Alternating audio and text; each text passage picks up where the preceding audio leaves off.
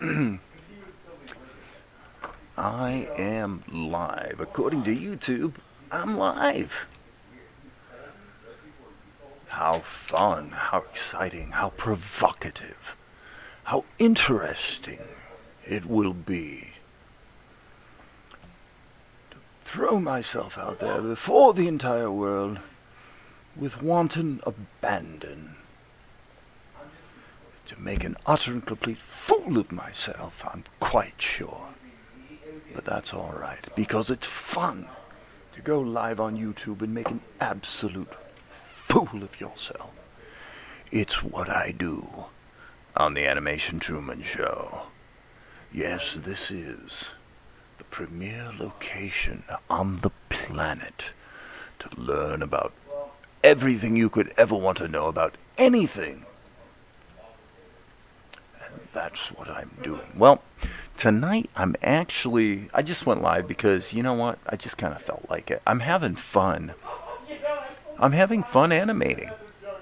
It's really just kind of fun. So, here we are in Vegas, and I need to knock out the rest of the voices on webisode 2. And I've actually got some additional. The lovely and gracious Maria Torres has did such a great job on one voice that I've asked her to do another one for me. So, hey, Nagut, how you doing, brother? Had a great time, by the way.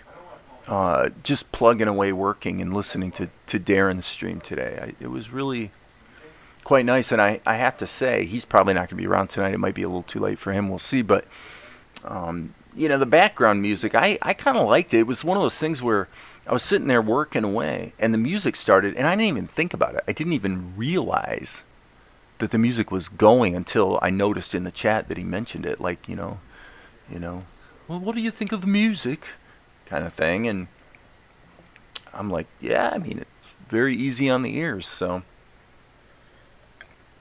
there it is. So tonight I've got I have a little sniffer of spiced rum. That's tonight's tasty beverage. And so getting back over here, I'm not going to work on webisode 2. In my in my files, I refer to this as episode 0102, meaning the second webisode of full 24-minute episode 1. But what I'm actually doing is jumping ahead to what will be webisode 3, and this is what I animated today, which I started. I'll go ahead and flip over here and put it full screen. But so basically, what happens is Asher's going to pay a visit to the king, okay, which he hasn't done in a long time. Hey, Amar. And so I had this shot where we see Asher come into frame, and then it cuts to the king and blah blah blah. Anyway, what I did was I thought it'd be an interesting way to start the next webisode to actually have this fade out and then go to the shot that I just created. And the whole idea is it's a little bit of a gag where you think maybe the king is displeased, and then he just busts out Asher like he's happy to see him. And I think it's working. I mean, I'm liking what I'm seeing, and I'm liking the process too, because this is totally traditional frame-by-frame animation.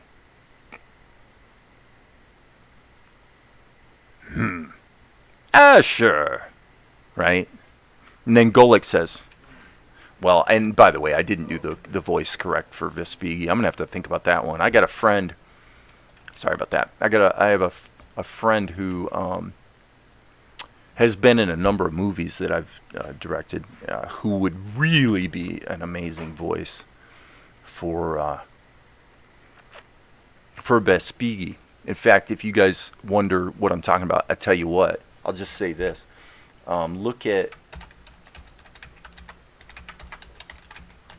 this movie that I wrote and directed on. You can watch it here on YouTube too, because the Encourage TV YouTube channel, their entire library. That's my distributor, and their entire library is available on YouTube. And boy, I tell you, they do well. They make like 6 figures a month on YouTube from all the all the views they get. I mean, it's pretty incredible. I mean, my one movie, Healed by Grace, has like 2 million views just on YouTube, let alone all the other platforms. The sequel that I just put in the chat, it'll never do as well as the original did, just because, for reasons I won't bore you with tonight. But anyway, if you look up that movie, just look at the main character. This character, he's like a horse trainer, and his name is Goff, played by a guy named Larry Bauer, and he really has a distinct voice. Here in Fort Wayne, Indiana, he was actually the voice of the news department for WBCL, which is like a Christian radio station. He was their news guy for years and years, and he just retired. But I think Larry would be possibly a good candidate for the voice of Vespigi. So, and I can't fake Larry's voice. He's got such a unique voice, I can't even imitate it. But anyway, so what I'm going to do, is I've got this shot here. Well, I guess I don't need to switch to Vegas. I can do it here since I'm on full screen preview. So what I'm thinking is Golic kind of, I like the acting. I mean, I feel like I did a good job. This is what I did this afternoon, is I added Golic into this shot. And he kind of lifts up his head and says, Asher. And then this is a legacy shot where he says, to what do we owe this visit? Well, actually, that's not even correct. That's not quite what he says. He says, how long has it been? Yeah, that's what he says. He says, Asher, how long has it been? To what do we owe this visit? So that's pretty much the sound and the vibe, that we're going to get from Golic. So, question is, what do we need to do to sort of pound this shot into shape? And what I'm thinking is, let's take what we have here at the end of this shot when Golic, because we really need to train. I really didn't stretch this out long enough. So I'm thinking I'm going to take this basic pose, and now as quick as I can, I'm going to try to draw that. All right, so this is what we see. We're seeing Golic with his chin up in the air like this, and he's got a little bit of a tude going on. So let's just kind of, again, what I'm doing is I'm referring, like I've been talking about here on the live stream, about the idea of using reference and copying. So I'm copying myself. As one of the guitar players who influenced me more than any other, Rick Emmett, said years ago. He said, if you steal from someone else, it's plagiarism, but if you steal from yourself, it's style. So, if Rick Emmett says it, it must be true.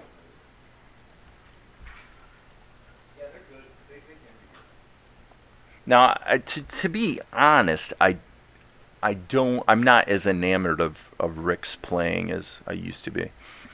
Although because this, he was a rocker with the band Triumph.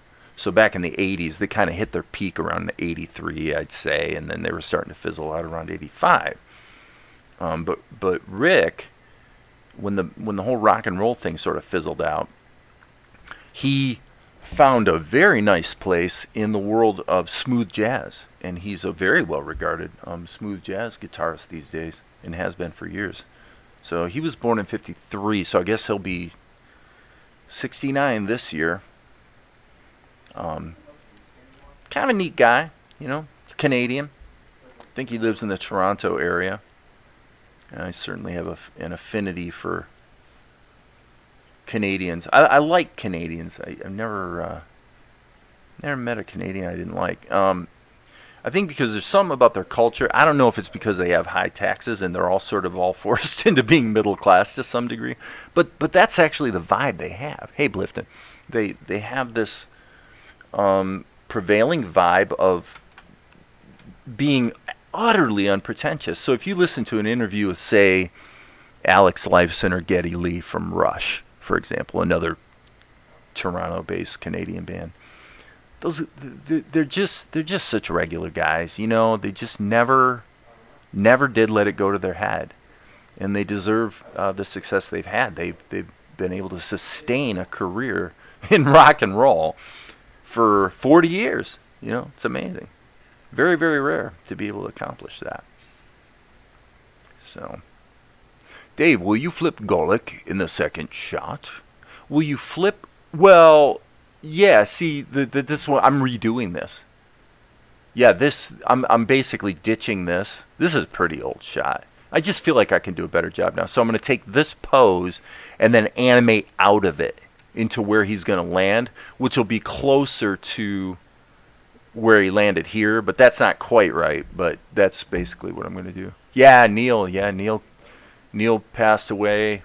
I don't know if it was last year or the year before, but yeah, what a great drummer, right? I mean, absolutely a human clock, and you know, like the other guys, you know, a sweet guy, a nice guy. I think Rush is one of the real happy stories in the annals of rock and roll, in terms of you know, they kept the band together for all those years. As I say, they never really let it go to their head, and they always kind of marched their own drummer. Obviously, that's a pun intended, since Pert is incredibly well regarded as a drummer. You know, and I always loved Geddy's voice. If you guys have ever looked at my here on my channel, I've got a version of Seeger's Catman Dude that's, I think, pretty credible. It's gotten quite a few views. But just the same way I am with voice acting, I'm the same way with singing. So I can do a almost dead on Geddy Lee. So if I sing a song like like Limelight, for example, I can nail it. I'm just saying.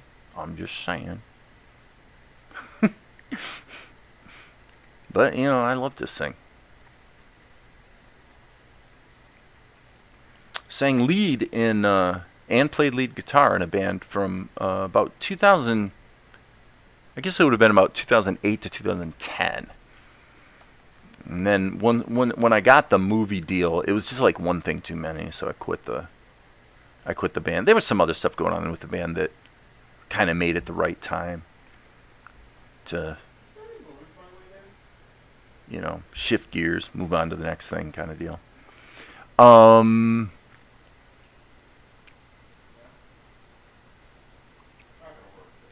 Hey, Marcel, you're coming. Oh, okay. You guys chatting amongst yourselves. It's good. Alright, so I want to actually, reference-wise, I want to actually be on this frame, so I can kind of emulate the body language, and then we'll flow on into what happens from there. So I've been doing a lot more of this. You know, I've been really taking my own advice. The stuff I've been, you know, some people might feel a little bit harsh, although I must say the feedback from the last couple live streams have been, to my surprise, honestly, uniformly positive. So like after, I guess I probably should direct this to you, Amar. You know, sometimes when I'll say what I said last night, in that everything I say is from a good place. Like, I'm always seriously just trying to help. Trying to really help people overcome their barriers and be able to just enjoy trying. And just enjoy trying to do their best and create something cool, you know? But sometimes I get this sort of morning after hangover kind of effect, where this morning I woke up pretty early. I'm like, you know what, I'm just wondering if I should just like take that live stream down or something. I mean, it's like, and I listened back to it, and it's kind of weird because for one thing, it's amazing how the order in which things were discussed and the in which I remember it don't match. Like, I do not remember accurately the order in which things were said, kind of thing, which I found that kind of weird. But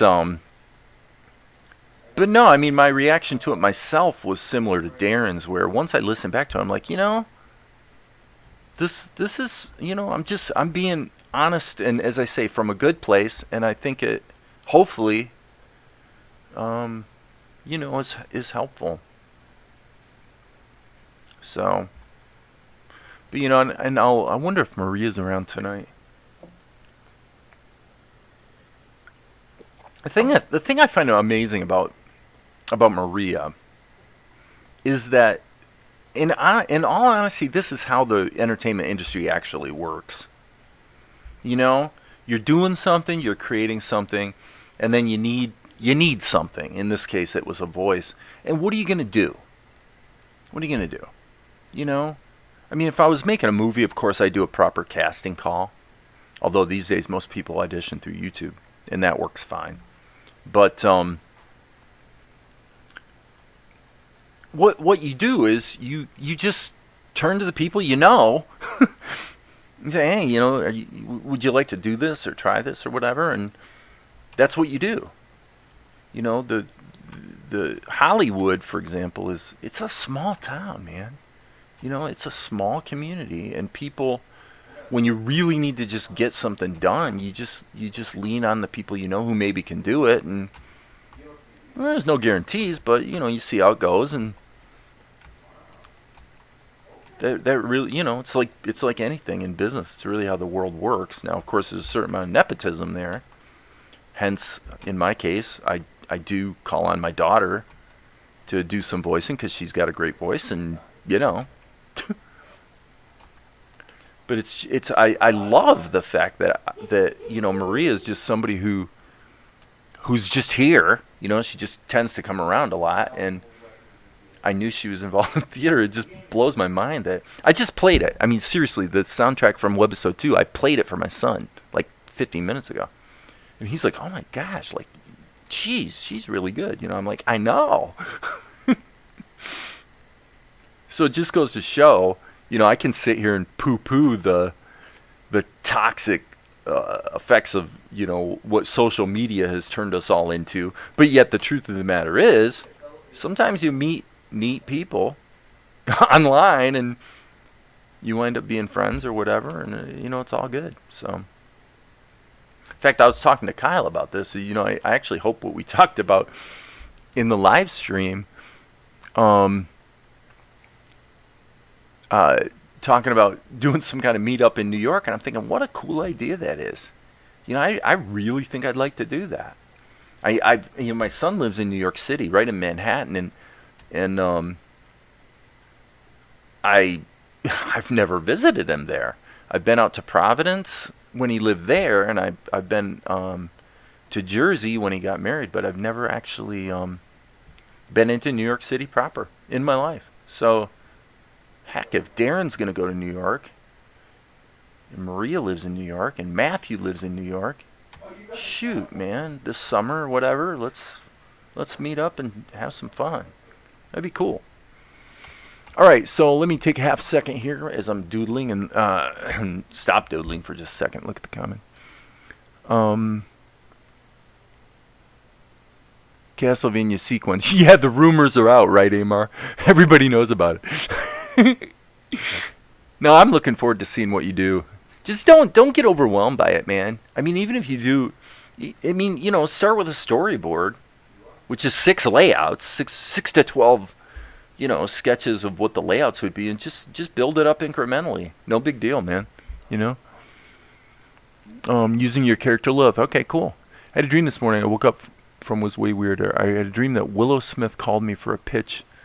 I don't even know who Willow Smith is. Oh, you probably mean Will Smith. And I woke up after I was scurrying around looking for the log line for a story. Like, unfortunately, I couldn't finish the dream to find out the outcome. Oh, no, it is. You did mean Willow. Okay. I don't know who Willow... I'm seeing the word her, so I'm assuming you did mean Willow. I don't know who Willow Smith is. Weird that the only thing that sounded me was that I saw her name come up on my caller ID. And the conversation was really laid back. I don't even know how that dream came about. Well, how do we know where any dreams come from, right?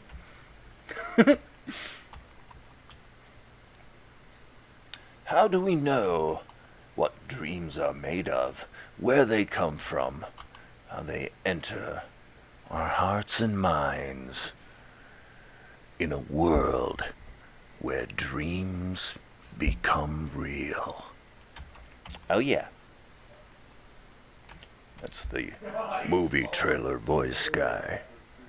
The movie trailer voice guy. When I really try, I can get really low. That's what us accomplished voice actors are able to do. It boggles the mind. Anybody can do it if you practice. You have to practice, though. I remember, in fact, you know what I used to do? When I was, this is funny.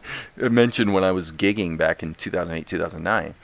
And what I would do is, because I had to sing stuff like, you know, like we did a couple songs by Journey, like Love and Touch and Squeeze. And so you wouldn't think that a guy who can hit these low notes like this could actually sing a song like that. But what you find out, it's kind of interesting, because if you yawn, this is something I discovered back in the probably early 2000s, is that if you yawn, you'll notice is that people who yawn wind up, they go, right? They yawn. And it occurred to me that people who yawn are hitting really high notes without even trying. There's no crack or break in their voice. There's, I'm thinking, how do they do that? And so I realized that if you do a yawn type voice where you go, yeah, you go way back in the back of your throat, oh, like that, kind of like Kermit the Frog, I guess. And I tended to kind of use that type of technique in order to find the range for those really high, like melodic rock type songs, right? But when I was driving to a gig, sometimes it'd be like an hour, right, or something to drive to a gig. And so what I would do is I would actually practice voice acting while I was driving, just killing time, you know. I would just practice my voices and see how low I could go, because I don't have a super low voice, so I had to really train that. You know, if I really wanted to get low, I had to kind of learn how to do it. Learn how to place my voice in a different location in my esophagus or whatever. And, you know, and it's the same thing with high voices. It's all about placement, really, isn't it? What does that sound like? It sounds like, who's the guy in How to Train Your Dragon? The main character. He's got an unusual voice, and I mentioned Rick Emmett earlier. His voice is actually shockingly similar to Rick Emmett's speaking voice. You know, it's kind of got this kind of a timbre to it. You know, it's kind of a high voice, you know, and it's kind of like that. But I don't know. To me, it's fascinating. All things vocal.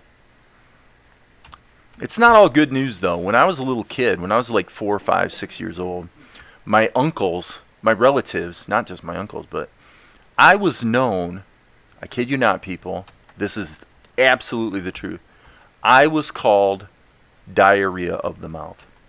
That's what my relatives called me. That was my nickname. Because I talked so much as a little kid.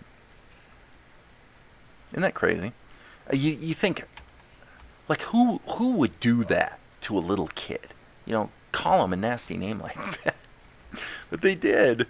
This is what I was known as, Diarrhea of the Mouth. I dealt with a lot of ridicule as a youngster. I really did. Isn't that sad? But I don't care anymore, because I love my life. And most of the people who call me names like that are dead. Which isn't a bad thing. I mean, it's probably good for them, really.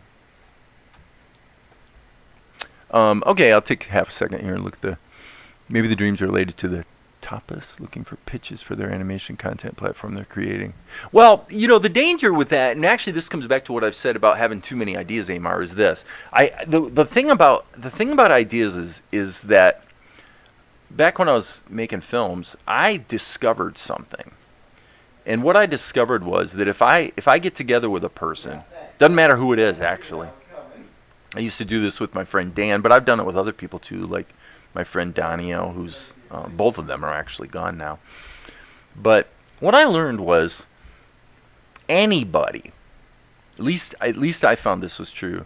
If I just start batting ideas around with anybody, if you and I got together, within 60 minutes, 1 hour, I will guarantee you we could plot out the beats of an entire movie. Like that's like the easiest thing in the world to do. Coming up with ideas are a dime a dozen. In fact, Derek Sivers, who was the founder of CD Baby, and he and I we're not exactly friends, but we're certainly acquaintances where I will email Derek and he will respond. Let's put it that way. But Derek had a really useful algorithm because he was successful with CD Baby, he would get people coming out of the woodwork with business ideas, right? And his basic algorithm was that ideas, he would assign a score to the basic idea, just sort of viscerally give it a number, I think like from 1 to 5. And then what he said was then you take that idea and then execution becomes a multiplier.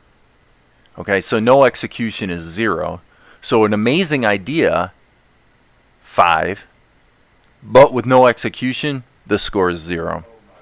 A mediocre idea that's a score of 3 with amazing execution, maybe you get a score of 20 for amazing execution. You know, now that's a much bigger number. And so what he would do is he would multiply the basic quality of the idea, you know, from the hip with execution. And his basic thing was that ideas are, at the end of the day, ideas are a dime a dozen, execution's everything. So that's cool. Let me know what you think when you finish it. The next issues will be longer with more going on. I think that's you guys talking among yourself. Peter Gabriel couldn't hit a low note, so they recorded him immediately after. Yeah, if I get up in the morning, I can get up in the morning, and if I really wanted to do super low voice, I can find a way to place it. I can't remember who the guy was who played Putty on Seinfeld, and he's had a lot of work in like animation and stuff. But Patrick Warburton, Patrick Warburton. A voice like his, thing about a guy like him though is, it's interesting because my daughter Natalie actually has the same issue as Patrick Warburton in that both of them have, if you listen to the quality of their voice, it's like great voice, right? No doubt. But in terms of characterization bandwidth, pretty narrow. In other words, Patrick Warburton is always playing the same character. And that's how Natalie tends to be. Now, she's got a little bit of bandwidth because having been a party princess for the last, at least 8 years, she's really learned to nail sort of the inflection of the Disney princess type of characters. That's really the voice. That is her natural voice. And so, but she doesn't really have a huge bandwidth, whereas I'm more like a guy who doesn't necessarily have a great voice, but I can imitate almost anything, right, kind of thing. So you get both kinds, and they each have their value. The guy I mentioned earlier, Larry Bauer, is a guy who doesn't really have a wide bandwidth either, but his voice is so amazing. If his natural voice fits the character, it's like nobody's going to be better for that character than that voice, So you need a high-low voice, it's probably baritone, falsetto singing. Yeah, falsetto singing, for sure. Yeah, and my little voice demo on my YouTube channel, that little short video I did of going through all the different voices, I did the one of the stylistics, right? I guess it's true. That might be too low. I guess it's true that I'm stone in love with you.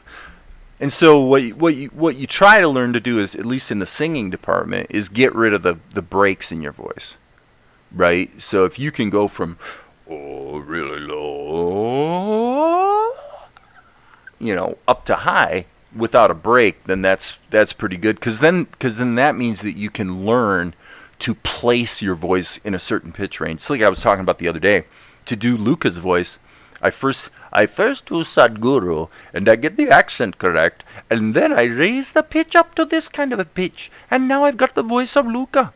And that seems to, at least for me with that particular voice, that seems to work pretty well. Now, do we need to do a tween here? That's the question. Do we need a tween? Where we at? So, Nagut said LOL, and I have no idea what you're LOLing about, by the way. That was at 8:38, which was about 6 minutes ago, so I don't know what that was. You did have the opportunity to get good at 19. I got to tell you, I mean, I don't think age necessarily harms you with singing. It can, and for some people it has. Steve Perry is a notable example of somebody who pretty much, once he fried his voice around the mid-'80s, he was pretty much, he struggled ever since then. But, you look at a guy like Brian Johnson, who's still, she was a fast machine, she got the motor clean. He's still doing it today, and he's hitting the notes. Yeah, and I don't have much use for classic trained vocal teachers. Honestly, if I created a YouTube channel from scratch that was all about how to do unbelievable stratospheric rock vocals, I could probably build a really popular channel. Guys like Ken Tamplin, he's good, and his advice is pretty good, but I mean, he's really nothing special when it comes to rock vocals. But some people think he is, I guess. Yeah, I know. Converting an idea, world building, character development, blah, blah, blah. Let me mention, because a friend of mine was asked to pitch a cartoon as a one-pager. 2 tapas, that's all. Well, I mean, okay, I'll qualify the whole thing of stick with Castlevania. But if an opportunity comes, busting your door down, stop the presses and give that opportunity its due attention, for sure, man. I mean, there's always that caveat. Right? Am I right, people? Am I right? So what were you LOLing about, Nagut? Hey, Maria, I was just bragging on you a little bit ago. I don't know if you was interested, since you are way farther. If I'm interested in... Are you talking to me? I don't know if you were interested, since you're way further along than ever been. I'm not sure what are you referring to in animation, or? Placido Domingo, absolutely.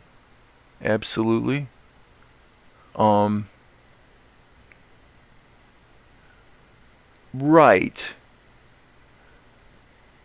It's somewhat non-intuitive, because like I've developed, I'm not going to try to demonstrate it here tonight, but I've developed techniques in the last just couple years, actually, kind of building on that Brian Johnson thing, where you really kind of way back in your throat, and you actually let it be this really scratchy thing. And it's kind of been amazing to discover that. I just want to hang on a second here. I want to check something. Okay, that's better. I'm going to go ahead and make these lines black so that I can see the onion skins better. But a really scratchy technique, kind of like a Sammy Hagar thing, is something I've been able to develop just in the last couple of years, and it's allowed me to do stuff that I couldn't do. Oh, I know, child. Okay, got it. Nagut, got it. Yes, diarrhea of the mouth. Well, that is what they called me. I know, it's sad. Pity for Dave. He was so ridiculed. The poor little bastard. I was so picked on. It just doesn't seem right, does it? But like I said, I'm happy, man. I love my life. So all those naysayers can go fly a kite as far as I'm concerned, because I just don't even care anymore. And I always like to acknowledge that, they weren't wrong.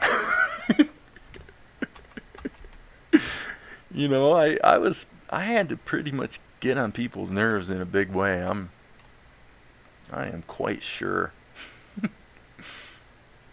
But I think the salient point there is I never meant any harm. As a kid, I just was, when you're a kid, you just express yourself without thinking about it. And then what happens is the people around you pound the real you out of you. That's basically what happens in life a lot of times. And part of the challenge and the encouragement I try to give people here when I'm bordering on harsh is because I want you to, on the one hand, tell the truth, which I was a diarrhea of the mouth, if you want to put it that way.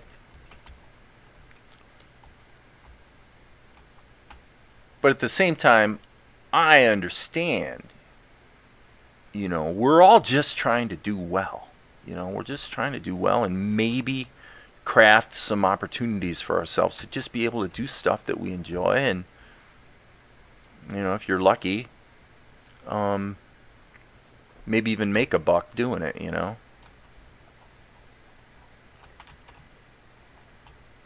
I have so many opinions about so many things.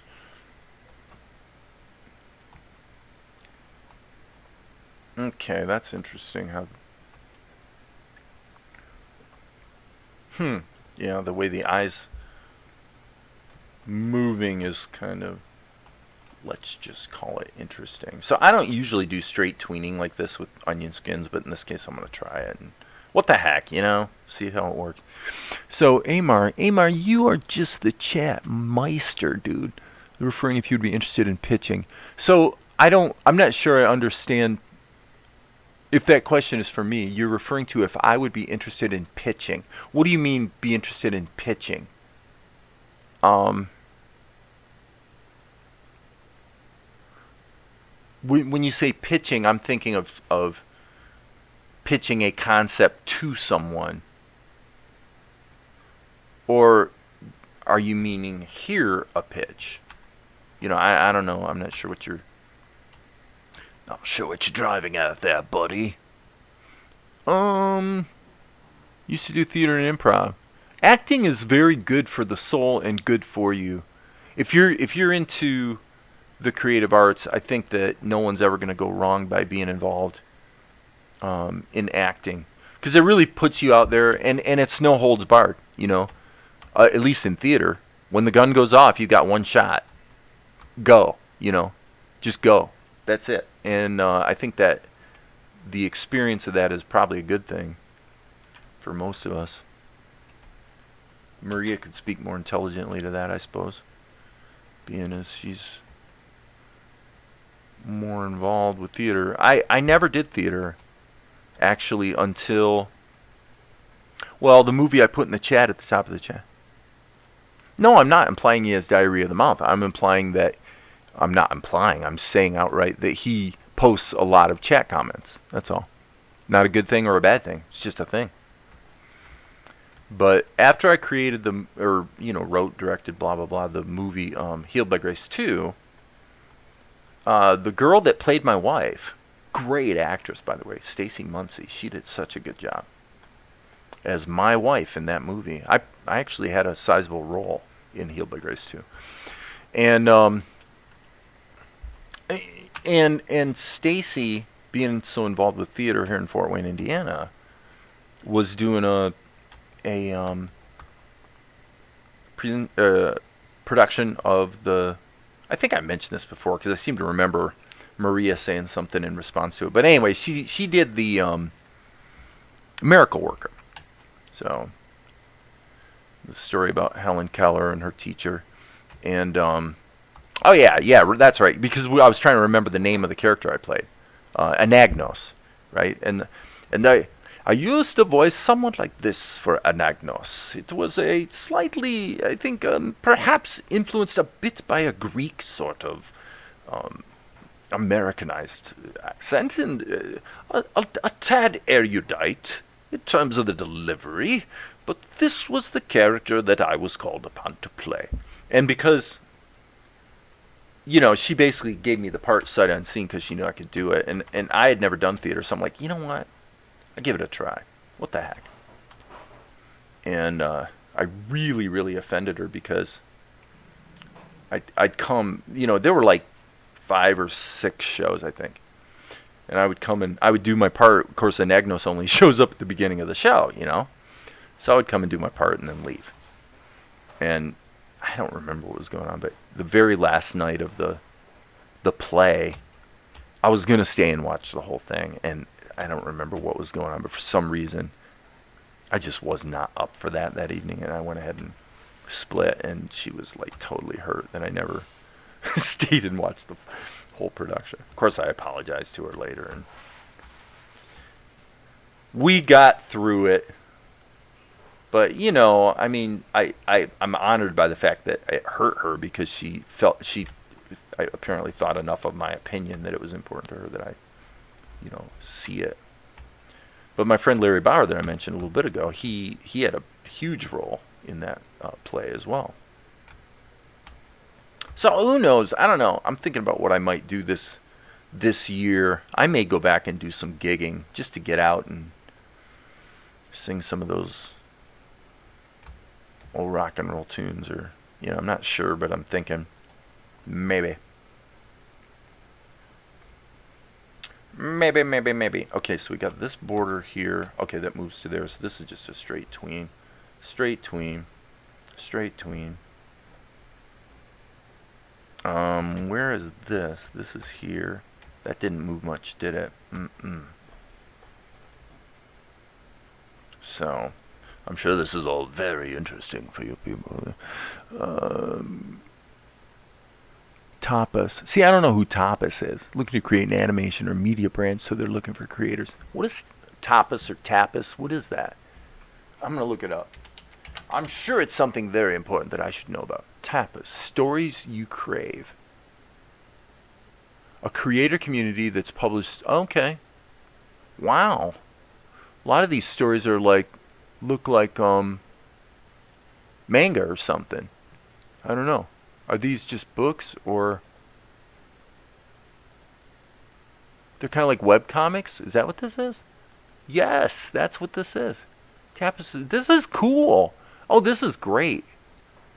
I like this kind of stuff, especially this type of cartooning. Looks really good. And frankly, if somebody wants to do like an anime or something like what I'm doing, this would be a great place to start. You just create all the key. Well, okay, I have to log in if I want to see more. But anyway, create the key drawings as a webcomic and then go back and just animate them. And now you've just created 2 pieces of intellectual property for the price of 1. It's a great idea. I don't know why you wouldn't do that. Wait a minute. I'm not doing it. There. Oh, I bet you do have theater stories. Yeah, we went into a whole thing about Anagnos. I know I'm repeating myself. There's a relatively new book about Annie Sullivan which goes deep into the relationship between her and Anagnos. Have you seen the movie version with Anne Bancroft and Patty Duke recording their stage roles? I have not. Oh, they're creating an animation wing or media wing. Well, geez, oh Pete, maybe I should be talking to them, and they may be interested in what I'm doing as, give my film distributor some competition. I don't know. I'm good enough friends with those guys that, his name's Dave too, my distributor buddy, but he'd be like, you know what, dude, go wherever you can get the best deal. It's all good. Okay, so I'm going to give him 1 extra frame here. And then let's just cut this. Put a stop marker here. Just so I can kind of see how this is flowing. He says, sure. Okay. I'm not satisfied with this yet. Boom. This has not gone far enough. We need to have at least 2 more keys. Okay. So I'm going back to loose here. I'm going to... Okay. That tween actually looks pretty good. It's a cleaned up version of the others. Okay, so I'm following this arc here to here to here. So his head's going to lean forward. Here's the middle line of his nose. So we're going to turn it a little bit and then move it forward a little bit. He's going to step into it, so to speak. Okay. So chin, chin, and then probably going to come forward and down a little bit. Okay, so we got this. This is it. Well, it's almost the halfway point. So, okay, so I'm just going to put that little indicator for the little jutted out spot. Animation or animation pitches. Got it. Well, you're more than welcome to... I don't know if you're saying you have a relationship with them already, so that they're asking you for a pitch, which, you know, could be.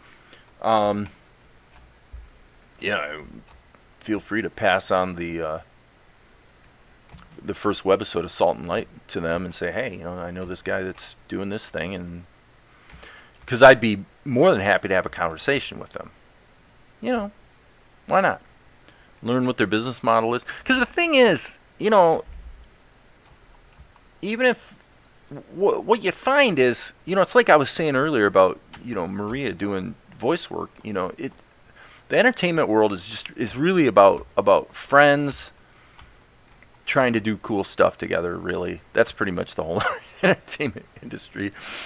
You know, and so, you know, you just get to know people, and if it turns out this project isn't something that we're going to work together on, maybe something else would be, you know, either in the future or, you know, whatever.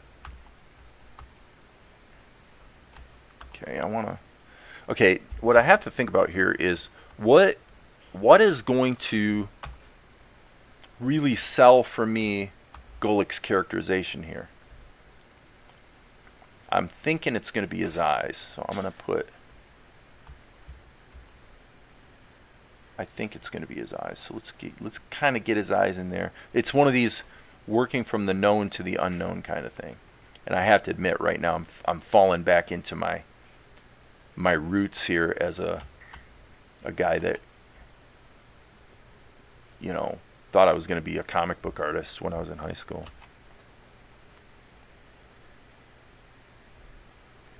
I'm feeling that comic book vibe coming out. Well, what the heck? Doesn't matter.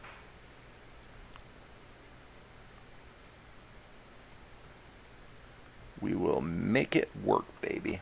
Every once in a while, flip your canvas. Yeah, that's feeling pretty good, actually. Whoa! They're looking for people who have... Okay, blah, blah, blah. Pot of soup done. Good. Pot of soup. Okay. Gotcha. Soup. Soup is wonderful. Jeez.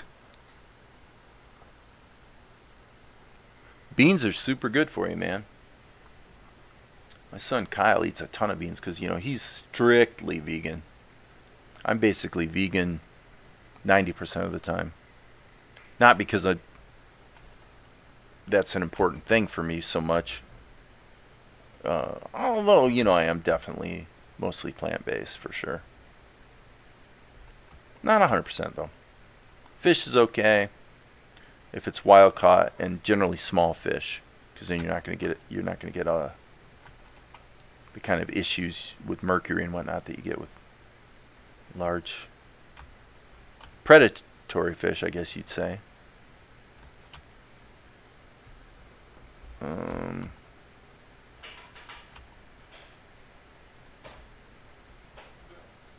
This is actually starting to touch upon that Edward G. Robinson thing that I really had in mind for this drawing right here. Looks like Edward G. Robinson in the eyes to me, which is cool. What fun, huh?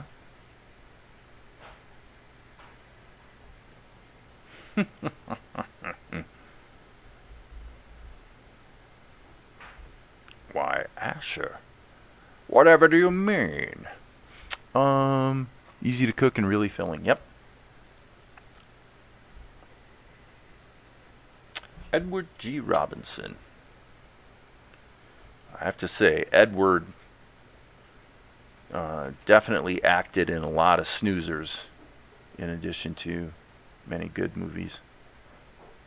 But I've seen a couple with him that were pretty forgettable. Great movie is everyone should watch at least once is Double Indemnity. I'll bet you Maria knows that one. With a Fred McMurray. You know, Fred McMurray as a murderer is just bizarre, but yet I tell you what, he did it. Did it in the sense that he committed the crime, but did it in the sense that playing the role, he did a really. I don't remember if he got an Oscar or anything for it, but he definitely knocked it out of the park against Barbara Stanwyck. Barbara Stanwyck, Edward G. Robinson played his boss. But yeah, when you're skipping back and forth from one drawing to the next, have you tried putting the onion skin on and winding it right up to so the onion skin's barely visible? Yeah, I've tried it different ways. I mean, what we have here isn't too bad. I was struggling a bit earlier because my actual pencil was red, and so it made it really impossible to see what I was doing. I know you can change the colors of the onion skins, by the way, the tint or whatever, but usually, I don't know, my opinion about onion skins might be changing, where I'm more amenable to using onion skins, actually. Because when I go ahead and use them, I do actually get pretty good results, so it's like, okay, it's not my preference. I prefer to feel the character. I prefer to go like this and just feel it, so that when I go to the next drawing, I kind of feel how it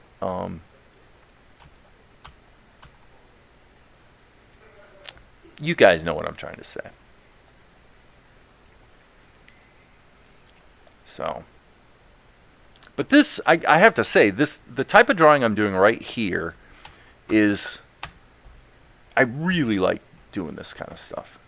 You know, I'm working a little harder as an animator, because I'm actually doing more drawing, and I'm doing more ink and paint just to get, you know, because I just like the way it's looking, you know, I like the result. So it's like, okay.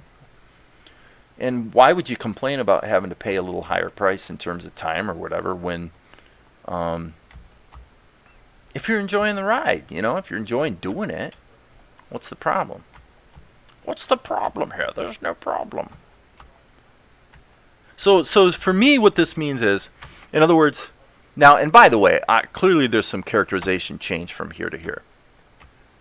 Maybe not as bad as it might look at first glance. I think it's more from this being really, really rough and this being tighter. But the idea is, boom, right now, in my mind's eye, do I see right where his ears should be?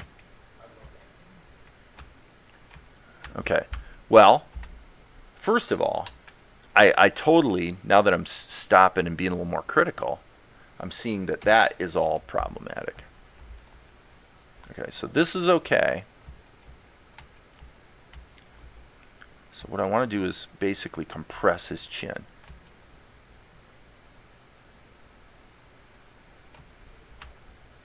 I want to compress this. So in the drawing I just erased, this was missing. Basically his jawline was screwed up. Okay. His mustache is too wide. I mean his goatee. So once I stop and do that, it's an imagination thing where I see this drawing, I like this drawing, I'm pretty happy with it. So then when I go to this one, do I see it in my mind's eye, like his mouth, for example? Do I see where his mouth should be? Is it clear? And if it's not, then you kind of start going, well, what's wrong? Boom. So there's a definite attitude to this drawing. Okay, so let me look back up here. TCM in the background, smoothies, oat milk. You can make milk out of almost anything. You can make, I tell you what, actually, I don't do this. I actually use creamer. I use half and half in my coffee. And I'm pretty big on fat, actually. Not super big on oil, but I'm super big on fat. Butter's good. Milk's fine if you don't have lactose intolerance or something like that, right? But when I was playing around some years ago with a creamer substitute, I found that rice milk, in other words, taking white rice, blending it up in my Vitamix with a little bit of coconut oil to give it some fat, was surprisingly good in terms of how when it you know what cream does when it goes into the coffee, it kind of changes it probably at the molecular level, and you get this really nice tan color that, you know what I mean, in the coffee, if you're into coffee. Rice milk, which was, as I say, rice, water, and coconut oil. That's what it was shockingly good at emulating what creamer does in coffee. It wasn't as good, though. Definitely was not as good. Oh, there goes Valerie. The most lovely lady in the entire universe just walked by. I don't know. She might not be the most lovely in the whole universe, but why would you hope not? She said, I sure hope not. I'm like, why? I don't get that. Okay, so his skull is stupid too. His skull is not right. I can feel it, man. So, do I feel where that line needs to be? It's something like that. That's better. Okay, that's better. Boom, boom, boom. Okay, it seems to me his ears are crawling up. I wanted to get that in there so I get a sense of how his mouth is moving, even though the mouth will get erased. B key. I better save my work, by the way. Olive oil for me, not in creamer though. The problem with olive oil for something like that is it's and olive oil is super good for you, by the way. Olive oil is okay as long as you don't heat it up too much so it gets rancid.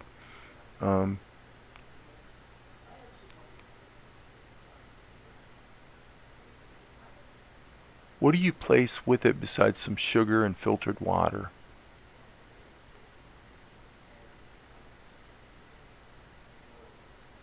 Yeah, and I didn't put sugar in it either.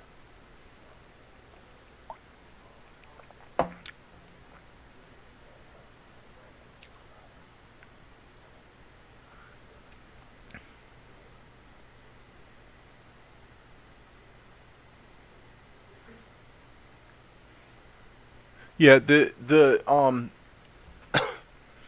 I would agree with you. It's probably not something to get into. People are really have really strong opinions about dairy. Now, I think that if you want to get into the ethics side of it, there's a strong argument to be made for, having a real problem with dairy. And pasteurization, there's a good case to be made for the fact that pasteurization is not actually that useful. Well, because you got to remember, I mean, you got trillions of cells in your body, and most of the cells in your body are not you. Okay, they're actually critters, bacteria, viruses, your biome. That's fact. Well, milk right out of the cow is rich in microbes that are super good for you. And the pasteurization process kills them, ostensibly in exchange for reducing the chance of some sort of infection from negative microbes, basically. That's really what you're doing, is you're trying to kill the microbes. But the microbes in the milk are like probably the best part of the milk. It's actually the best thing in the milk is the microbes. So we don't get that in the milk that we buy. And of course you can't buy raw milk generally. I mean, if you can find a local dairy farmer, then it's possible you'd be able to get some. But okay, Maria, you'll know about this one. Tell me, am I right? I'm seeing John Houseman here. I'm seeing the paper chase. Blum, bom. When he goes down right there. Boom. Boom. Totally seeing John Houseman. I think John Houseman's name has come up here before, too. Paper chase. I tell you, that guy he was around, but he wasn't an icon until the paper chase.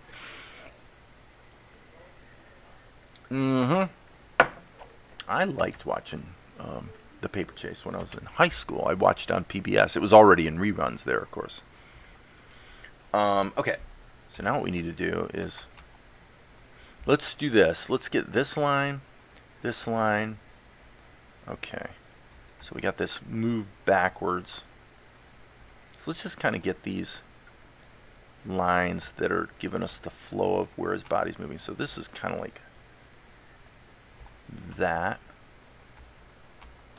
Just get the overall feeling of the movement of his body weight.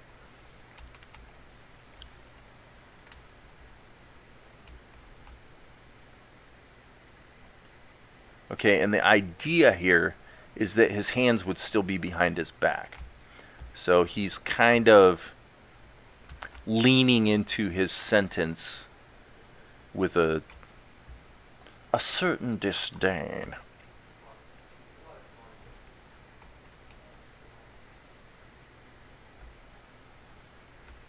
A certain disdain. Yes. Oh. To what do we owe this visit? Why, Asher, it's been too long. To what do we owe this visit? That's pretty much the feeling of what's going on here in the dialogue. I like it. I feel like I'm doing a reasonably successful job here of characterization and catching the attitude. I hope I can preserve it through the ink, because it's easy to lose the vitality of the pencil work. Once you go to ink, it's a calculated risk, my friends. A calculated risk. Yes, to what do we owe this visit? So this is an important pose. What needs to happen here, actually, let me erase this. Okay, because what needs to happen here is we have to feel like we're looking down to him a bit. I want to feel his shoulders. Okay, yeah, for sure. I want to feel his shoulders thrusting back, so that he's got his arms behind his back, and he's being falsely, you could say, sort of falsely respectful in a way. I think that's what I want. That's too much. Okay, strike what I said. I took it too far. I might be able to salvage it by doing a little manipulation. think I had the right idea, and his shoulder needs to be a little wider, I think. Nah, his shoulders are coming out too much. I'm going to have to rethink this. I do think I've got the right idea, but I don't think my execution was where it needed to be. So, let's start with what we know. And we know that this is going to come down a bit. Okay. And we know that this, we're going to start seeing the top of it. We're looking down to it more instead of across at it. Yes. That feels okay. Okay, yeah. And then just... Yes. Part of the problem is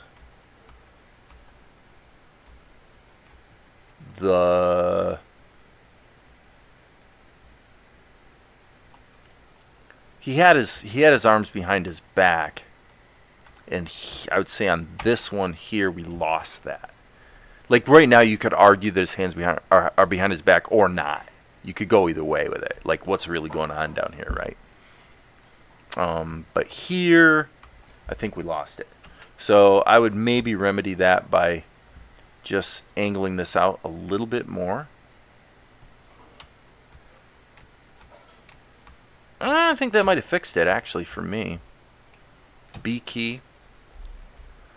But I definitely like in this pose here, I definitely like what I'm doing a little better. Like maybe I loosened up to the point where I'm drawing a little bit better. So what's been fun actually this week about, I've just been doing so much more drawing that I think I'm just maybe improving a bit. Flow up, up, up. Flow up. Yeah, that feels good. That feels pretty good, doesn't it? Okay, I haven't looked at the comments in a while. Oh, corn is good. My friend goes to Maine every summer for blueberries, tomatoes, and fresh corn. But probiotics are also found in no dairy veggies and fruits, which I'm sure you know already. I don't know what you mean by probiotics. Probiotics are a mixed bag topic as well. In that, as you probably know, when you have antibiotics, it absolutely devastates your biome. So antibiotics are something one should only have as a last resort, medicinally speaking. Well, given that that's true, the question becomes, how do you restore the gut biome in the wake of devastation by antibiotics? And you would think the answer is probiotics. And in point of fact, they did a study, and what they found was that people who took probiotics recovered the basic health of their biome in about 3 months, whereas the people who just ate a normal diet, basically a plant-based diet, recovered their biome without probiotics, recovered their biome in 1 month. So what that seemed to reveal is that our bodies are pretty darn good at reconfiguring if you just stop the stresses and allow it to do what it does. It's kind of like cleaning up the ocean when there's an oil spill. We always think the cleanup's going to take way longer than it does. Once nature takes over, and in some cases, when fungal mycelium is allowed to do its work, these systems can actually bounce back pretty quickly. That's why there's still plenty of hope for the earth. There really is. But you got to quit doing the things that are egregious to it. So anyway, with an enclosed mini farm, yeah, I mean that's kind of what we do here. I mean it's not enclosed and it's not indoors. But I mean our garden would be, I don't know, we have a pretty, it's not huge, but it's a substantial garden, and we got a pretty amazing Brussels sprouts, tons of green beans, tons of peppers, absolutely tons of potatoes. We grow potatoes in these these bags. They're like an elevated bag that's like 2.5 feet across and about 18 inches high. And of course, we made our own soil. 2 summers ago, I was out in the woods digging humus out of dead trees, and that's the best. It's the best soil in the world because the soil is literally alive. There's so much mycelium and microbial growth in that soil, and you know it's true because that's why it's soil. The only reason it's soil is that the microbes have effectively eaten and then puked out the wood of the tree. So the dead tree gets converted by microbes into dirt over a number of years. So that dirt is rich in living material, and those microbes, it's actually the microbes that make your garden work. It isn't, nitrogen and, there's obviously lots of things people do for fertilizer, and all those things can help because they give you molecular constituents that are important to the plants.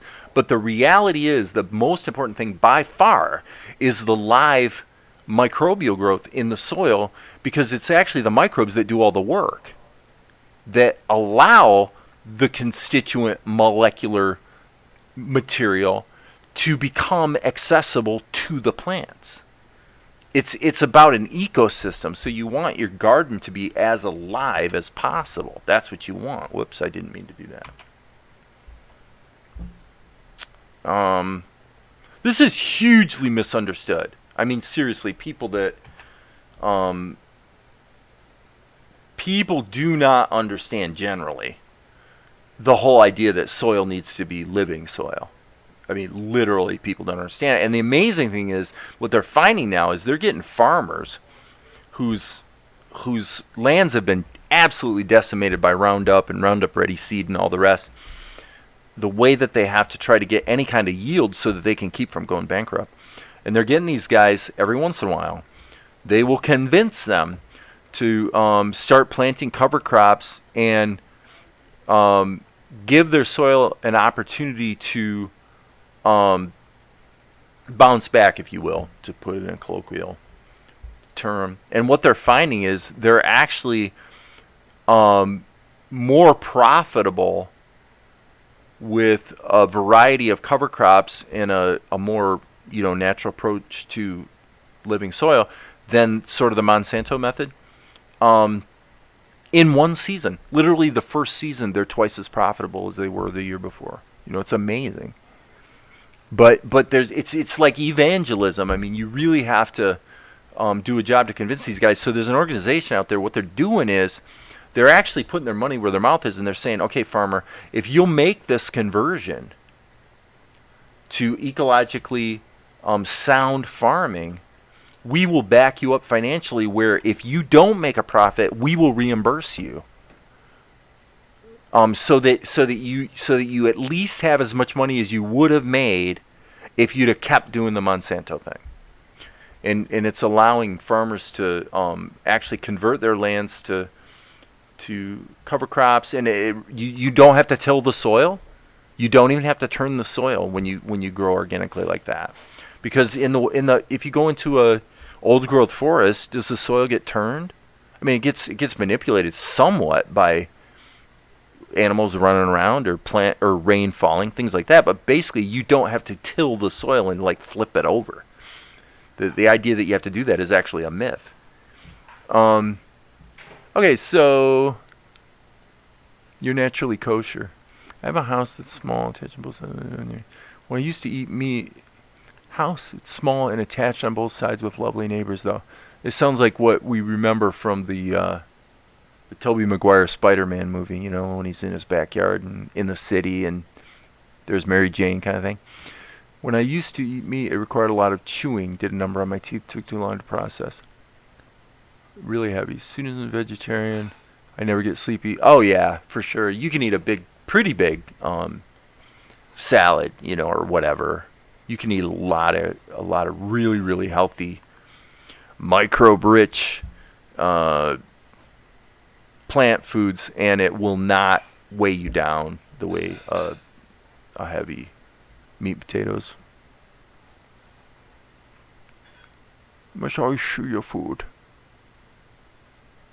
Monsanto is like the medical industry, was terrible for farmers. Yeah, it's been devastating. And we don't have to belabor the point, because clearly, I mean, I'm sure most people are aware that this is one of those, you know, I mean, to be fair, it's one of those good ideas that's just, it's proven over time to have backfired in ways that are spectacular. But, you know, it was worth a try, and now the problem is that you've got a very well-oiled profit-making machine that's highly resistant to change, you know, and who can blame them, you know? Monsanto has a death grip on those farmers. They literally do. So,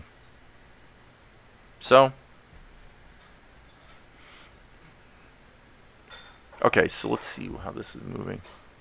So he says, sure. How good to see you. Okay. Now, this is what I was talking about Amar in Discord about. Everything needs to take much longer than you think. Sure. So he says, sure.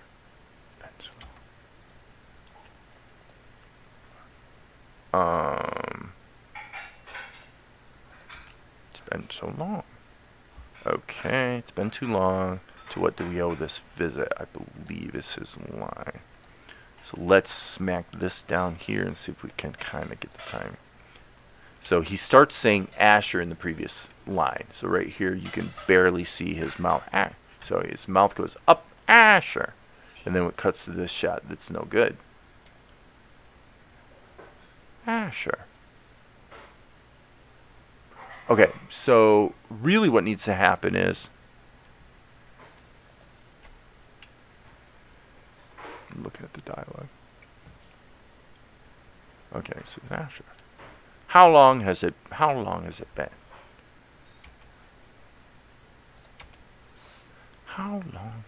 been? Okay, and he needs to have a little bit of a smile. How long has it been? And to what do we owe this visit? Okay, not bad, not bad, not bad. Okay, looking at the chat. Hey, Alan Dan's here. Welcome, brother. Asher, what do we owe this visit? No, he says, Asher, how long has it been? And to what do we owe this visit? Okay, so now the question becomes, do we need a tween? Get from here to here. It wouldn't be the worst thing I've ever done, and frankly, this could be a cheating tween. This could be the, like, simplest kind possible. So if we look at both sides of this, we can see that if we take, let's just take the body and the head separately, and we'll say with the body, we're going to get down to here. Okay, so probably, actually, let's split this in half. Let's just go ahead and put a little bit of a tween like that. We'll stretch it out this way, and then just kind of move it a little bit. And then here we've got,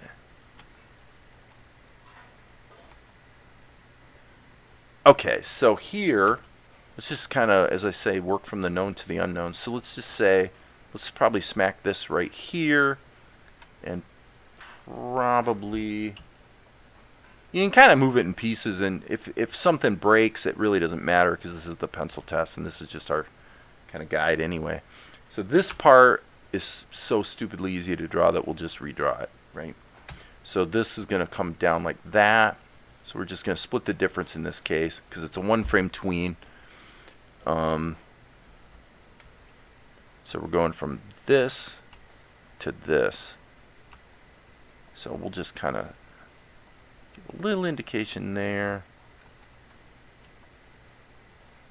Yep. Okay.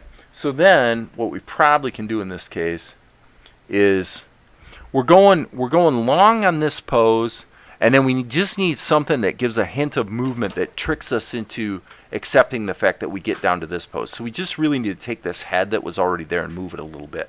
That will probably sell the tween, I expect. Let's find out. Let's find out, friends. Here it goes. Boom. Yep, see, look at that. Perfect. That was like no work at all. And so when I do the, and this is what when I talk about snap and hold type animation, this is what I'm talking about. I mean, you've got a key drawing here. Admittedly, I did a little more work than usual to get from here to here. But then you got a key drawing here, and then how do you get from here to here? This is the best cheat. If you want the best cheat, you're on a hold, and you're going to be distracted with the fact that he's talking. So you've got lip sync going on, right? And then you're saying this is a good drawing and this is a good drawing, but how do we get from here to here? Just take this one and just move it a little bit. And then it'll snap to this one, and that one tween will get you there. Boom. That looks super good. That's seamless. Seamless, my friends. Seamless, I tell you. Sure. How long has it been? Or no, that's not what he says. I keep getting the line backwards. What's he say? He says, Asher, to what do we owe this visit? Now he says, how long has it been? And to what do we owe this visit? Okay, that's what he says. Sorry. Asher, how long has it been? And to what do we owe this visit? There we go. That feels about right to me. Okay, so you're in a break. 4:33 a.m. here. Whoa, dude. Everyone is doing Fantastimoto. You inspired me to do a blah, blah, blah, blah. Done in Flip a Clip. Wow. Tagged Ellen in 21 early morning. It was something they did. You know, some days I get up at about 4 in the morning, actually. Not usually so much lately, but sometimes if I wake up and I'm like super awake, I'll just say like, forget it, we'll just get up. So there we go. I feel like I did a successful tween. Now, I think the attitude here is a little off, though. I want this to be... I want disdain. I think that came up in our conversation on Discord, Maria, but about Carliana. But yeah, it's disdain. In fact, are you still here, Maria? Yeah, you're still here. So yeah, I probably don't need to tell you this, but I'm hearing, what I'm hearing her doing is,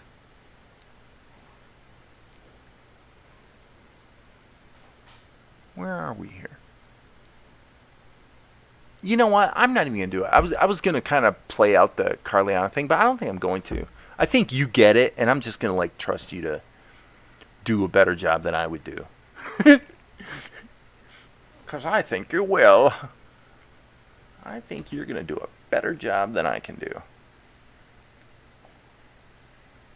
The line I hear the clearest is when she says, darling, what are you doing? So that's the only one I'll give you. Oops. Didn't mean to do that. The auto-create is turned on. Just watch AMR. Looks like fun. You finished the live I did on my latest live stream. It's nice of you, Dave. I'll do my best. You're gonna do your best. You're gonna do great. All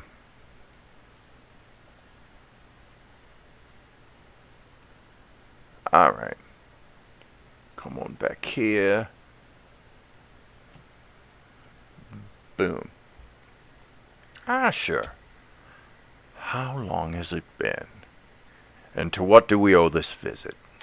Okay, so if he's going to do the John Houseman thing, and to what do we owe this visit? There would be a push on the word visit. Am I right? What do we owe this visit? Okay, so if he was going to do that, I'm going to say, I'm going to actually grab this, because again, we're just doing pencil tests here, so we can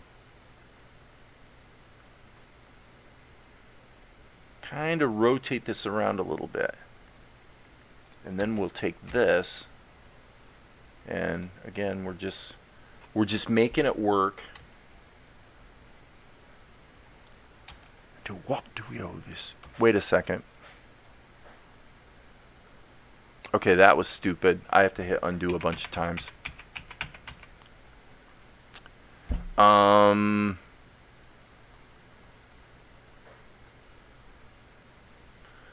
what do we owe this visit? Right there. I guess we'll do D. I never hit D. That was what I did wrong. Okay, so I want to do the John Houseman thing. So I'm going to try to rotate this. And then I'm actually going to scale this in all directions just to get this. Obviously, you could just rotate it, but I want to get a little bit of squash and stretch.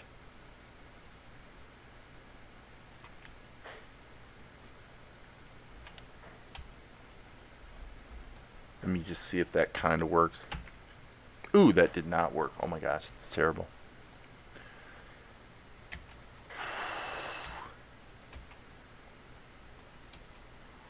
Yeah, too much distortion. Trying to use the digital tools and it backfired a bit. I'm just going to go ahead and turn a little angle and a little down.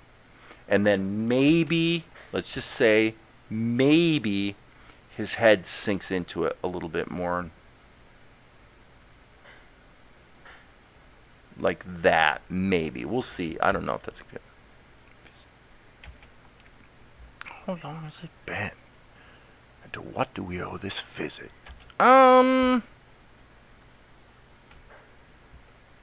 I think I'm going to reverse these.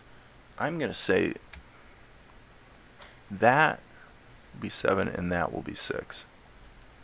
That's all just taste, and I may wind up chucking the whole thing. You know, this extra last frame, but we'll see.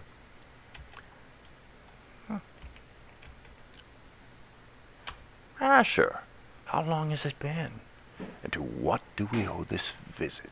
You know, could be more of a plastic tool thing, but yeah, I think we're okay. Blifton was getting the puffing one in the hand.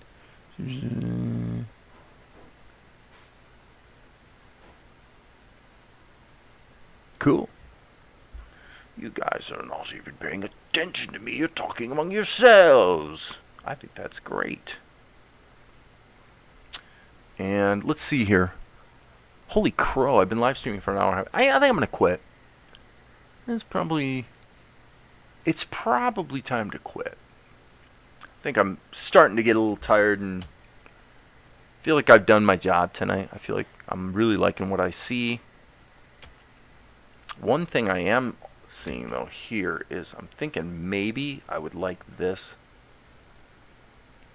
to turn more this way. This is amazing how much attitude can flow out of just a little turn of the head. Or yeah, okay, so if you're going to take that to extremes, you would say, okay, you might say there'd be a little more raise of the eyebrow, right? There's got to be some attitude coming through here, right? Smug disdain. Now you look at the difference with those eyebrows. That's not even extreme enough. Alan Dan is out there going, make it more extreme! Make it more extreme! I know, dude. I hear you. Oh, come on. Seriously, dude? Make it more extreme. Not bad, not bad, not bad. Now, I'm leaving it open to where, you know, if I was doing this in Krita, I'd probably be using the liquefy tool and just kind of stretching his eyes up a little bit, giving him a little bit of a, you know, it's way harder to control that type of thing here in Tahoma, and obviously you could just redraw it. But, you know, we're playing around.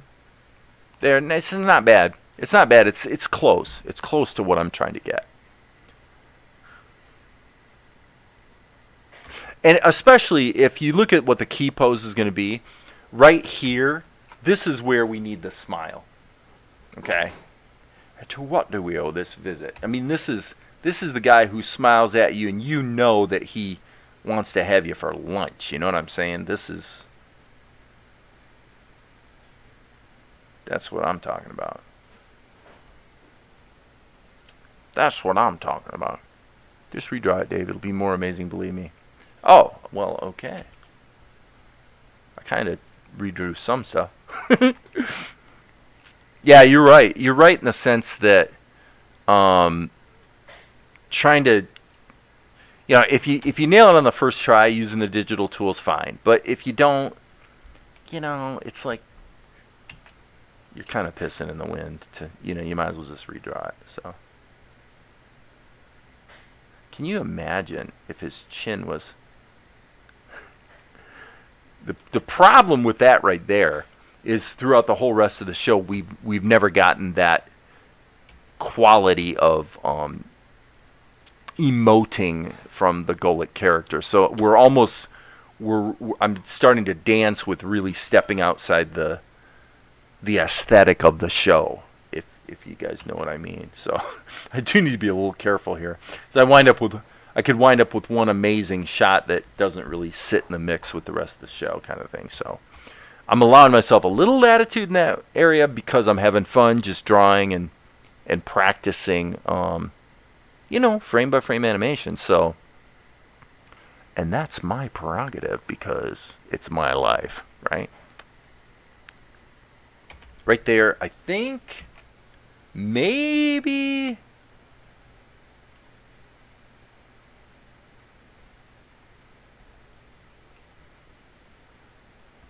just a little bit more of a stretch. I love the expression. Okay. And obviously all the lip sync is going to just smack over top of it. It's already very impressive. Just don't worry to add more drawing instead of only tweaking 7 times equals lower end result. It definitely can. That's for sure. No, you're not the bad guy, man. It's all good.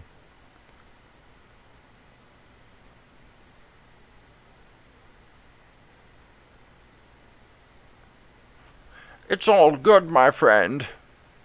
I'm just trying to have fun. I just want to make something cool, That's what I'm trying to do, man. I'm just trying to make something cool. I like it. I actually like it. That smug disdain from Golek is delicious. So, I think that's the term I used, Maria, when you and I were talking about Carliana. And it's the same thing.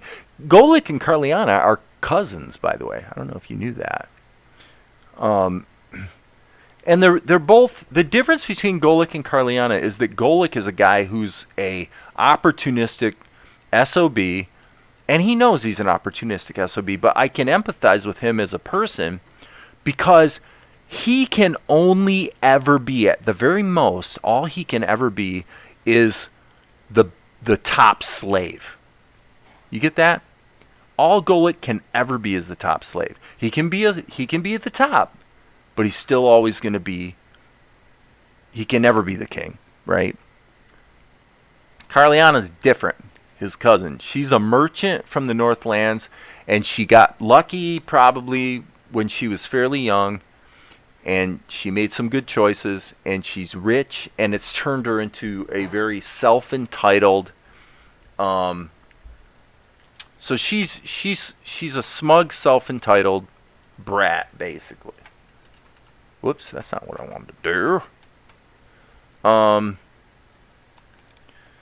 So at the end of the day, Carliana's more dangerous. They're the two of them together are basically the villains in the bit, right?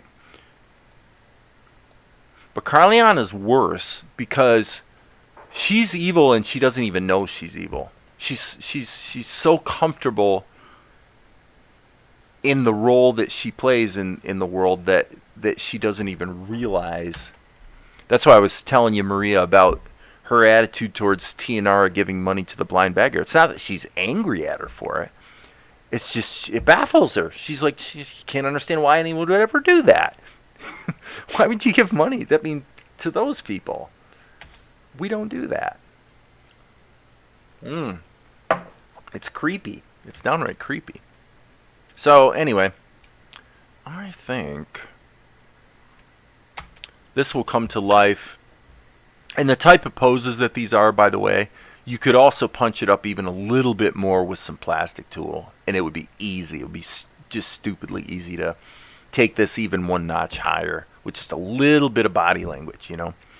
So, but yeah, they're cousins, and that's why they wind up in league together. What's going on in the show is that Golik and Carliana hatch the plot to say, well, look, and see the king, Vespigi,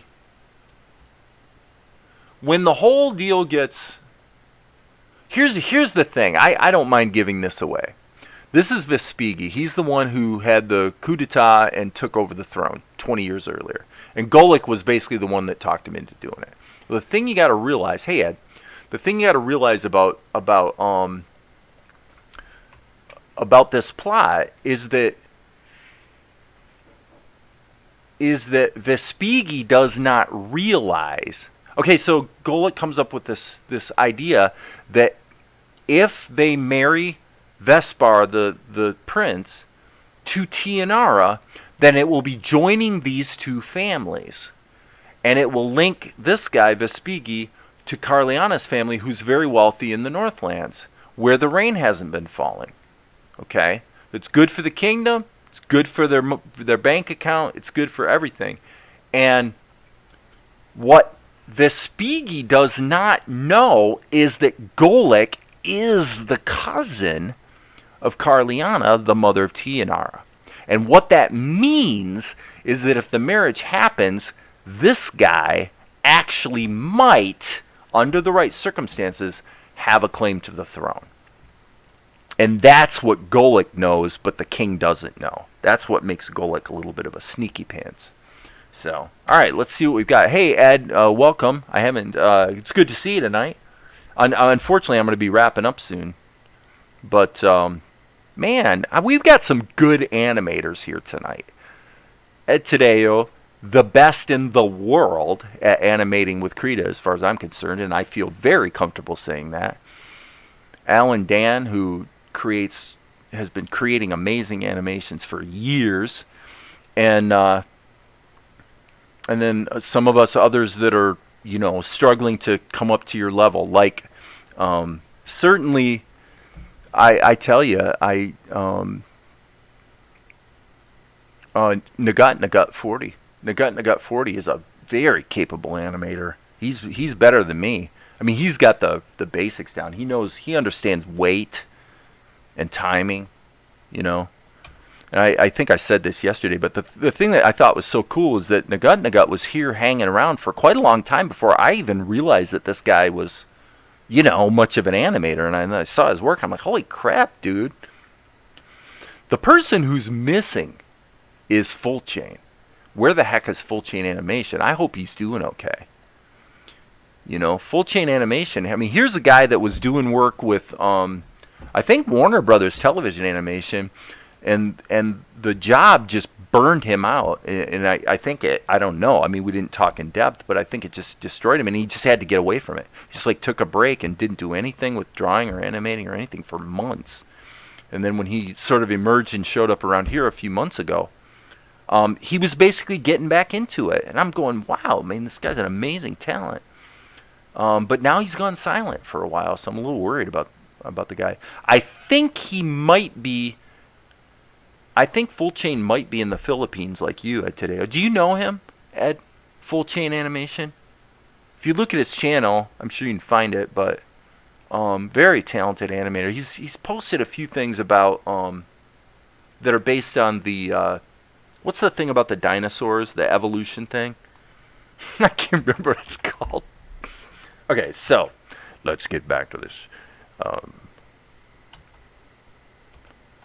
Asher, it's been too long. To what do we owe this visit? I like that. It's like he goes, at the end or something, right? You just like drawing. That's like, right. Absolutely. Well, considering what you're doing, you better like trying. Because you seem to be doing a lot of it, man. Yeah, anybody who's here who doesn't know Ed, check out the last thing really the last two videos. He posted a really cool animation that was a nice departure from his usual style, which is kind of anime informed, let's say. I think it was some kind of commission. But and then he posted, I think the next day, a cool, like a speed paint making of kind of thing, which was quite cool. So, do I want to do anything more with this before I wrap up for the night? Well, that is the question. See, I could see a little cock of the head here. Oh, sure. Like, let's just play with this. Let's just, for fun, let's just say maybe. Just a little. Let's just see how that feels. Oh, sure.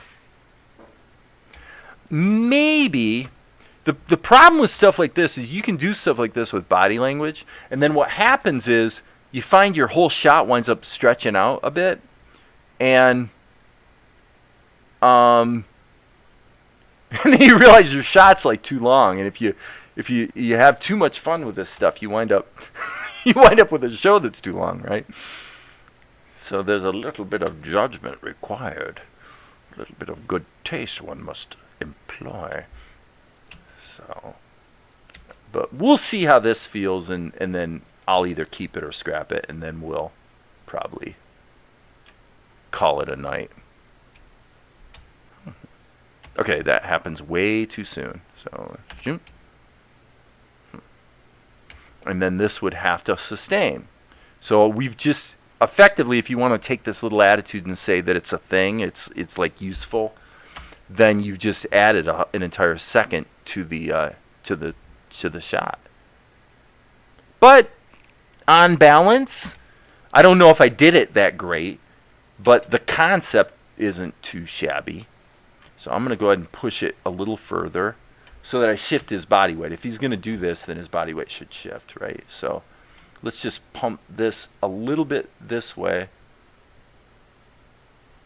And then I'm going to try this. My gut's telling me maybe just a tiny overall tilt. Well, wait a minute. Would it be the other way? I'm dyslexic, so I don't know. I might be turning it the wrong way. Yeah, I don't know. Ah, sure. How long has it been? To what do we owe this visit? See, it kind of works. It kind of works. I don't know if I necessarily succeeded here, but it kind of is the right idea.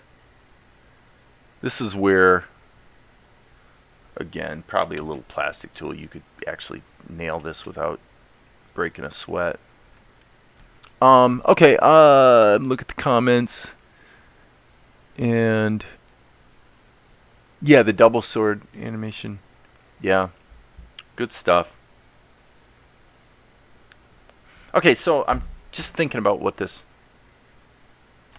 If his head went this way, would his body go that way? Wouldn't it be the opposite? Let's try it both ways.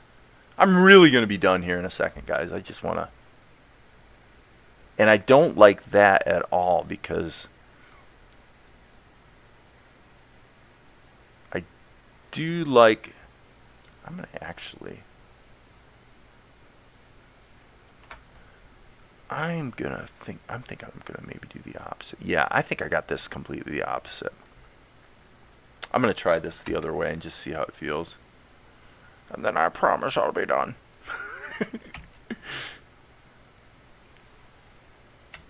That's okay. I'm allowed. It's my channel. I can do what I want. Okay, that's not quite what I had in mind. So what I'm trying to do, friends. See, the sad part about this, like I said, about being a little dyslexic, is now I can't remember what I was going to do because I get the directions kind of backwards in my brain. So I agree that Alan Dan's probably out there having a cow right now because he's saying, you should just redraw it. And he's right, but I just want to see if the idea is kind of going to work before I maybe fix it up. Just looking for that little change in attitude. Now that's not bad. Asher. How long has it been? Okay, so now we have a problem. We actually have if I was the director of the show and I was directing an actor, I would tell him, I have to admit, I would tell him or her, make a choice. This is good. I like that change in attitude. And this leaning into the line is good too, but both together feels a bit much. If you're going to pull it off, and by the way, if anyone, yeah, I had the lip sync last. I do it anime style. Cause I know what the voices are gonna be, you know. With all your voice acting, so thank you. That's very nice. So later you add the lip sync above. Just curious about your personal workflow. Yeah. Because I know what the lines are gonna be, and certainly digitally, I can massage them to a degree. So even on this bit here, in fact, this will be an opportunity really quick to show off the voiceover Maria did. But yeah, once the animation's all done, I'm sorry, the audio is turned off. One, be patient. There's plenty for all. There you are. Bless you, Asher. I wish we didn't need the help, but with the king's taxes so high... Oh, it's nothing. Where is Melchizedek? So I just slapped the voices on over top of the animation, and I know what the timing's going to be, so, you know, it's basically no big deal. I don't know if that's particularly helpful to show that, but I wanted to show off Maria's voice that she did. She just did a great job. I love it. Rotating the head you did now, then pause, then continue may work. Well, here's what I'm thinking. Actually, let's come back to this. What I'm actually feeling here, again, I'm kind of taking wearing the director's hat, is I like this change in attitude here. So if the next part's going to work, then the entire body really needs to shift to the left. Okay, so he needs to go from this and then lean into it. His body would not shift to screen right. It would shift to screen left if he actually did that motion. And so I guess we could turn on the skins and maybe make a quick correction. So let's just try it. So what I'm saying, oh, come on, no, Tahoma, don't be stupid. So what I'm saying is to make this fly, we really need to kind of anchor these together. So get this back in line with the previous drawing. Let's just see. I have a suspicion this is going to work, but we'll see. If I'm wrong, I'm wrong. I will stand corrected. So I'm anchoring to this part of his body right here. I'm saying this is what I want to have not move. So I think if he leans into it that way, and I may have to change other drawings as well. See, that worked. Yep, that worked. Now he probably and then, by the way, you guys, I mean, like I said, you guys know what you're doing. So if you disagree, please, you know, if I'm being stupid here, just feel free to tell me. But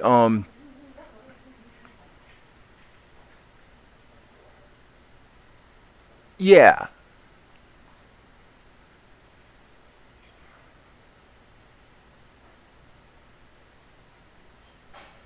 Right. Yeah, the voice of the character is this. He's basically based on Edward G. Robinson. Asher, how long has it been? To what do we owe this visit? Okay, yeah. So these obviously, this is like totally ridiculous. This obviously has to completely be moved. Yeah. Duh. So let's take, oopsie, stupid selection tool. All right, so if I can get this, and this is going to be pretty close to kind of sort of almost good, then I'll probably say let's call it a night. This has been quite an interesting exercise, though. I think it's very interesting to add that little bit of acting. I mean, I just think about what I would do if I was dealing with live actors, which I've certainly done plenty of. If they added that little thing that I liked, then it's like, okay, but now maybe there's too much there. But by shifting the weight like that, I'm feeling like this is kind of working. Sure. How long has it been? And to what do we owe this visit? Okay, and we need the last, I forgot about this last little bit of tood that sneaks out right at the end. Okay, and so this obviously needs to be moved as well. Sorry guys, I'm being a little bit sloppy. Oh, come on. I hate when Tahoma does that. The selection tool is a little bit goofy. Okay.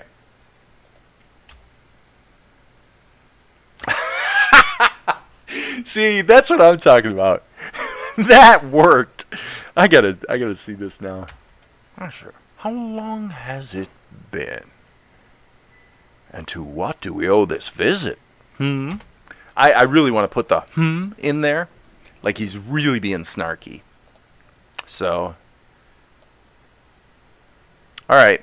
Anybody? Okay.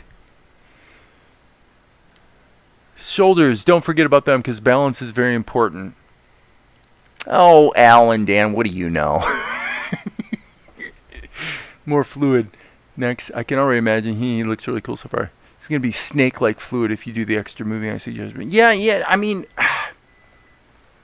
again, I do have a very real, I'm going to take my director hat off and my animator hat, I'm going to put on my producer hat, okay?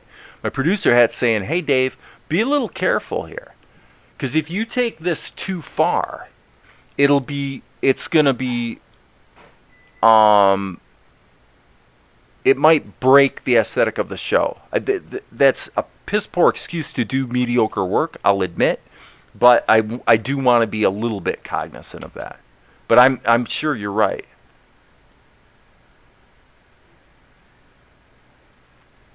I'm not sure specifically, Alan Dan, what you're talking about with the shoulders. I could totally see a little bit of a bump up with the shoulders, like the weight coming up and then landing down kind of thing, right here. Again, something you wouldn't want to do with digital tools, I don't think. You'd really want to redraw it. Is that what you're talking about? No, come on, they're not stupid suggestions. These are good ideas. What are you talking about? It extra frames, it'll break your general style. Yeah, it kind of would, to a degree. It isn't my style, it's just the style of the show. I mean, okay, so let's run with this for half a second here.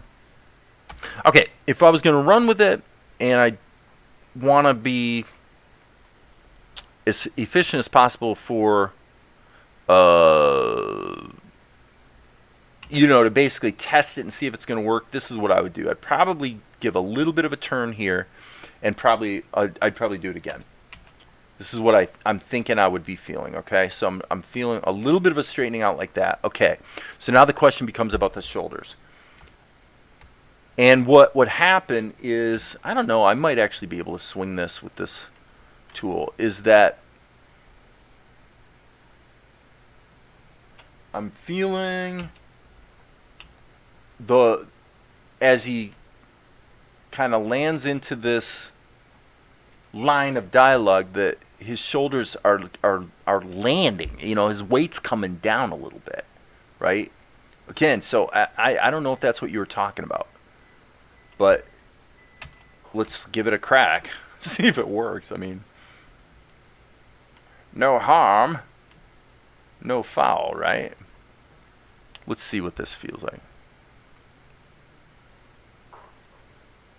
So the anatomical, it's not perfect, but it's close enough to see if it's working, I suppose. Yeah, I mean, I think it makes it better.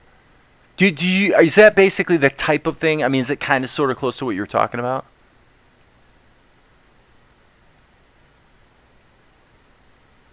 Yeah, I don't know. If somebody actually leaned forward like that, and this is maybe dangerous territory in the sense that this is the pose that matters. This is where he lands. Okay, so this is all just tween. This is all just getting me there. So it is true that if I get myself there too smoothly, let's look at it this way. Let's turn it up to 12 frames a second. Now, if we say, okay, we're doing Warner Brothers, all right, let's do 12 frames a second. I'll bet you the whole thing's going to look really good. We'll see. Yeah, see what I'm talking about with the shoulders? Now, the final shot, the shoulders have to... Well, see, actually, if the shoulders pump up like that, that's actually not horrible. But this is way... this is more...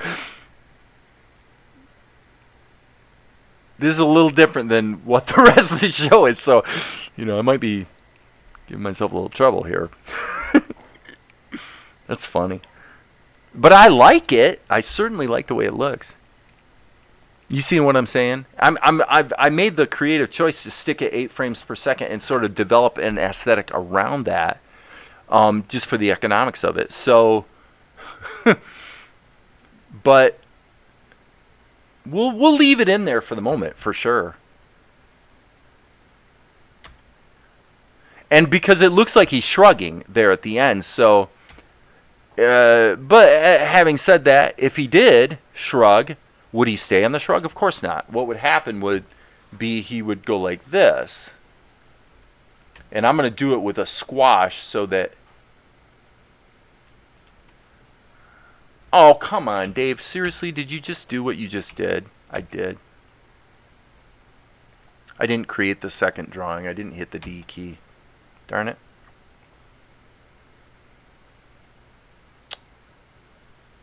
Okay, so I just screwed it up, I think. I think I just screwed it up. Look at that. Oh, golly, that's so stupid. I'm mad at myself.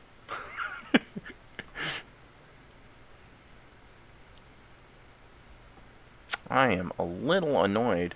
I've done that twice tonight, where I've modified a drawing, but I never hit the D key, and as a result, so whatever I had a little bit ago, I've wrecked.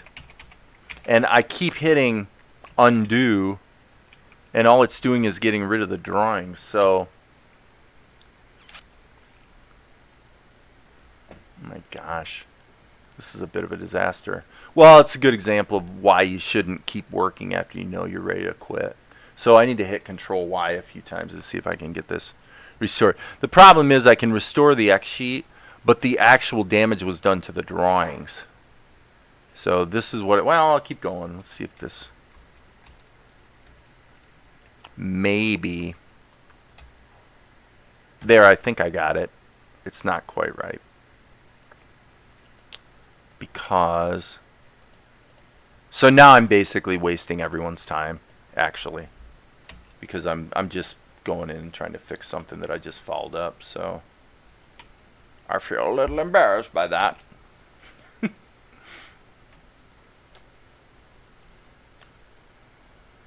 Yeah, that's what I wanted. Okay, so then I said, there's a shrug, and then this is the duplicate. Okay, so I have recovered the situation. So what I was trying to do earlier was just say, okay, now let's let him, not rotate, silly. Let his weight, I guess I want to grab this one, kind of settle from there. And we'll leave it at that and see how it feels. And if it's not totally horrible, we'll call it a day.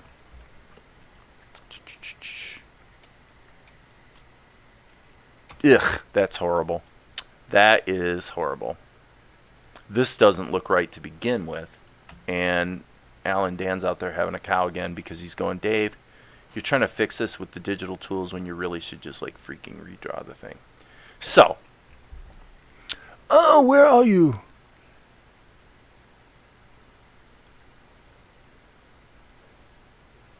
The latest one was most important reason coming in director. Made it too much.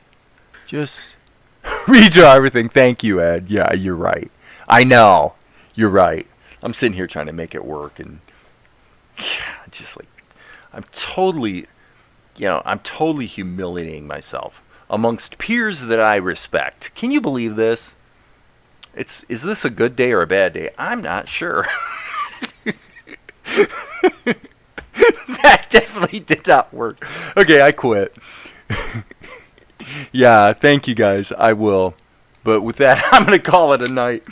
And, you guys keep doing what you guys have been doing because you guys are all doing great work. And I think I will say, as I often do, that there will be more later. You guys have a good night.